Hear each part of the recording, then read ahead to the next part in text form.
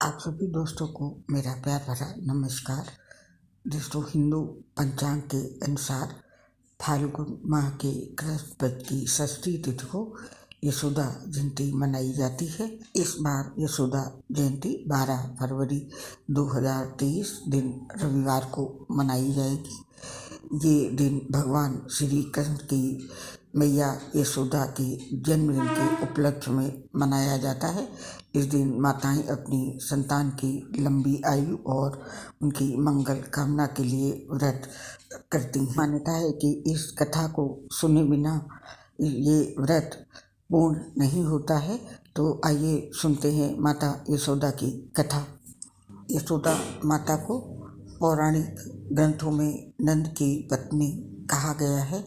भगवत पुराण में ये भी कहा गया है, देवकी के पुत्र भगवान श्री कृष्ण का जन्म देवकी के गर्भ से मथुरा के राजा कंस के कारागार में हुआ था।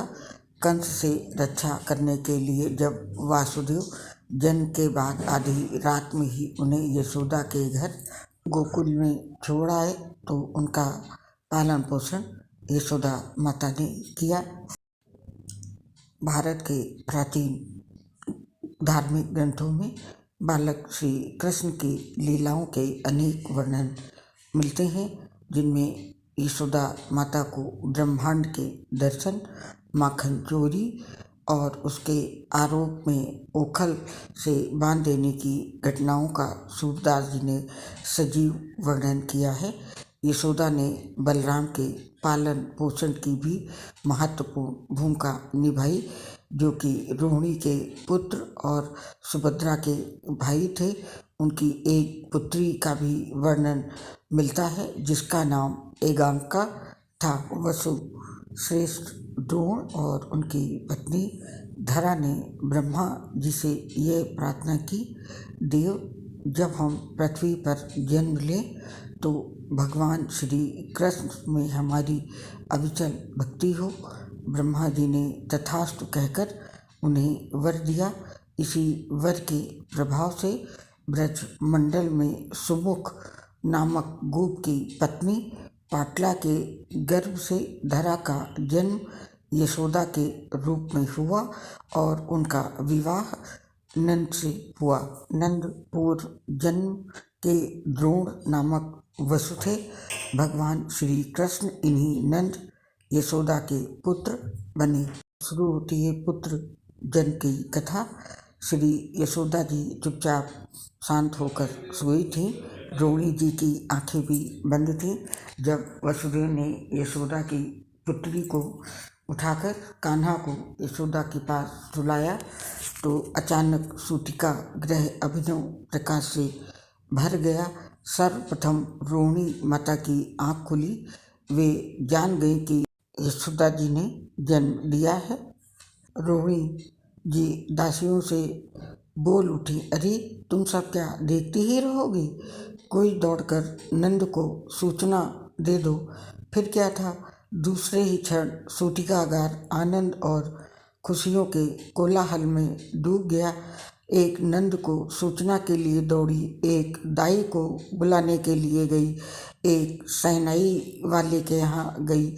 चारों ओर आनंद का साम्राज्य छा गया। विधिवत जात कर्म संस्कार संपन्न हुआ।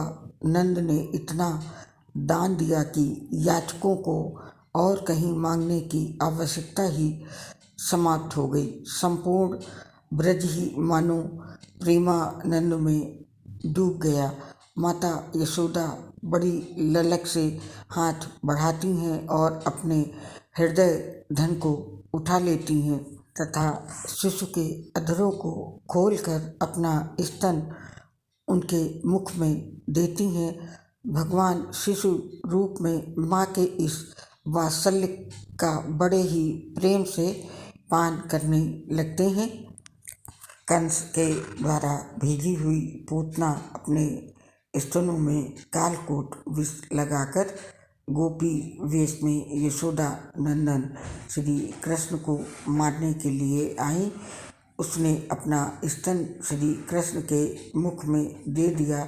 श्री कृष्ण दूध के साथ उसके प्राणों को भी पी गए। शरीर छोड़ते समय श्री कृष्ण को लेकर पूतना मथुरा की ओर दौड़ी। उस समय यशोदा के प्राण भी श्री कृष्ण के साथ चले गए। उनके जीवन में चेतना का संचार तब हुआ जब गोप सुंदरियों ने श्री कृष्ण को लाकर उनकी गोद में डाल दिया। जानेंगे सट्टासुर का अंत।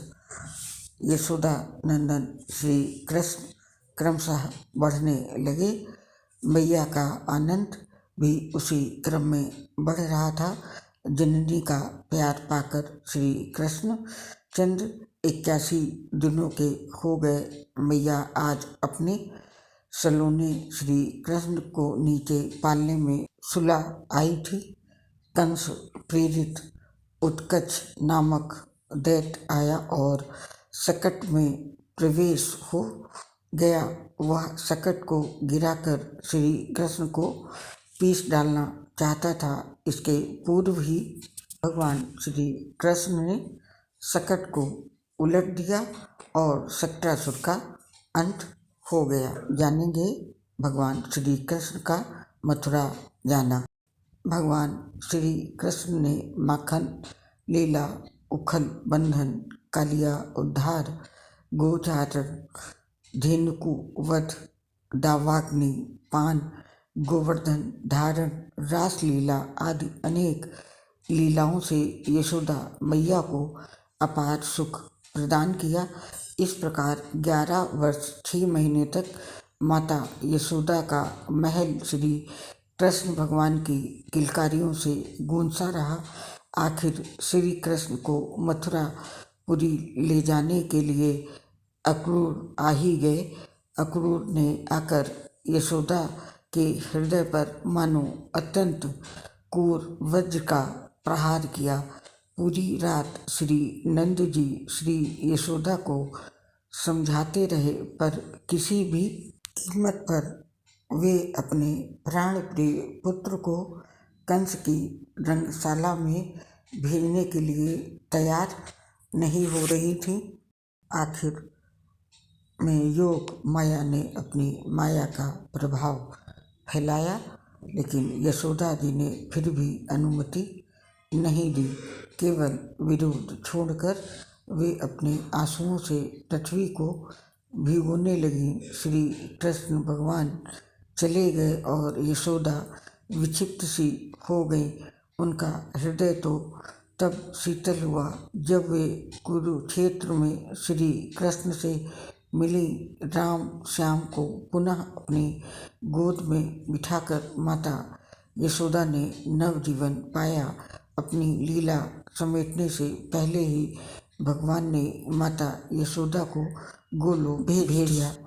तो इस प्रकार माता यशोदा की ये कथा यहाँ पे समाप्त होती है। ये कथा माता यशोदा के वात्सल्य प्रेम को दर्शाती है। उम्मीद करती हूँ आप इसे पसंद करेंगे। इस पोस्ट से अब आपसे विदा लेते हैं, फिर मुलाकात होगी। तब तक के लिए आप सभी को मेरा प्यार भरा नमस्कार।